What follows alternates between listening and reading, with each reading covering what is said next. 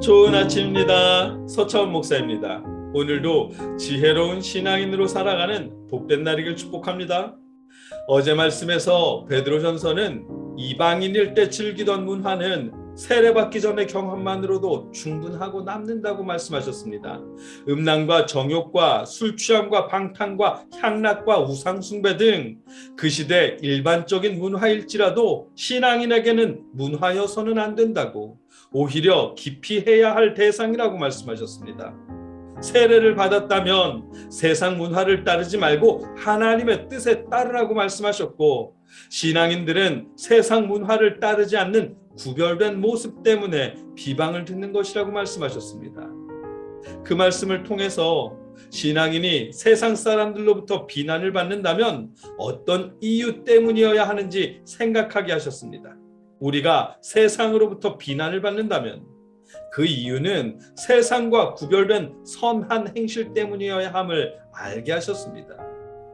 그런데 비난받으면서까지, 유별나다는 소리를 들어가면서까지 구별되어야 하는 것일까요?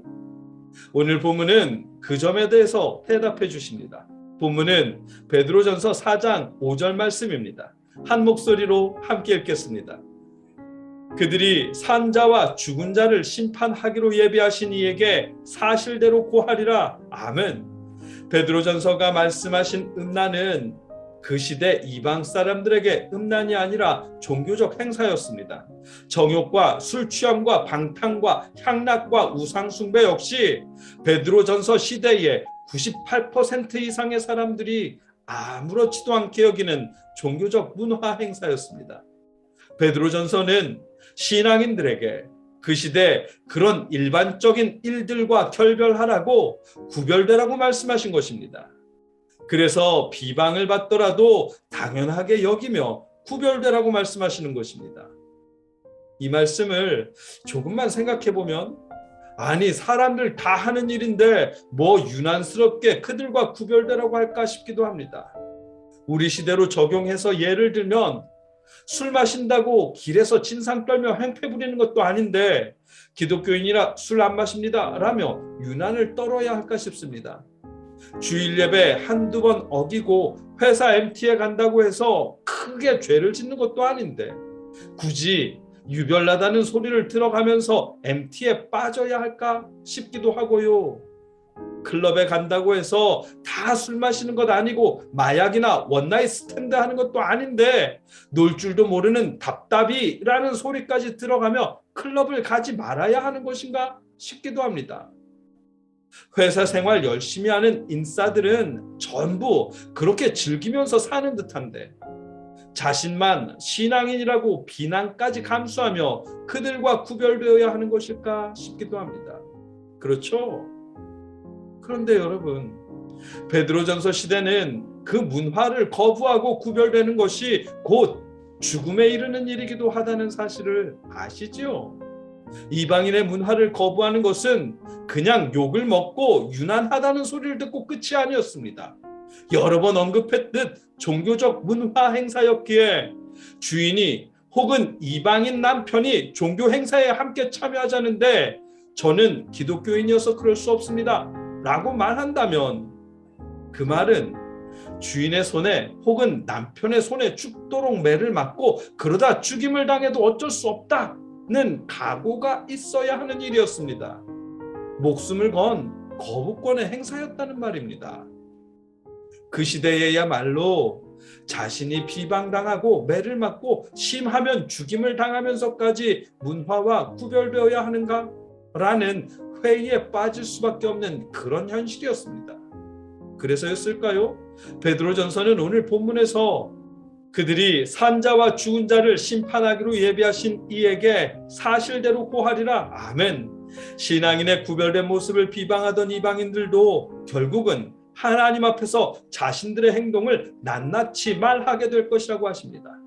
당장은 이 땅에서 힘을 갖고 기독교인들을 박해할 수는 있겠지만 그들도 결국에는 하나님 앞에서 심판받을 수밖에 없는 존재라는 것입니다. 현재 살아가고 있는 산 사람이나 이미 죽어서 묻혀있는 죽은 사람이나 너나 할 것 없이 모두 하나님 앞에 심판받는 결말이 있다는 말씀입니다. 기독교를 고집하면서 유별나다는 소리를 들어가며 구별된 삶을 살아도 결국에는 하나님 앞에 서게 될 것이고, 이 땅에서 세상 문화와 어우러져 신나고 재미나게 음행과 정욕과 술 취함과 방탕과 향락을 누리며 살아도 결국에는 하나님 앞에 서게 될 것이라는 말씀입니다. 신앙인의 정체성을 지키며 박해받는 사람이나 신앙인을 유별나다고 욕하며 박해하는 사람이나 결국에는 모두 다 하나님 앞에 자신의 행실과 삶을 낱낱이 고백하는 심판의 순간이 있다는 것입니다. 오늘 본문이 우리에게 깨닫게 하시는 말씀입니다. 영화 대사였던가요? 아니면 광고 카피였던가? 기억이 어슴푸레합니다만 난 오늘만 살아 라는 말이 있습니다. 젊은 혈기에 들으면 멋지고 용감한 말처럼 들리기도 하는데 실은 어리석고 멍청한 말이죠. 살아 생전만을 놓고 봐도 소년기와 청년기와 장년기를 합친 만큼의 세월, 노후를 생각하지 못하는 어리석은 말이고요. 현실의 삶 이후 죽음 후에 하나님 앞에 서게 될 것까지 생각해보면 더 이상 멍청할 수 없을 정도로 멍청한 말이 난 오늘만 살아 라는 말입니다. 여러분, 오늘만 살지 마시고 내일도 준비하십시오. 내일뿐만 아니라 나그네 삶을 마치고 하나님 앞에 서게 될 날도 준비하십시오.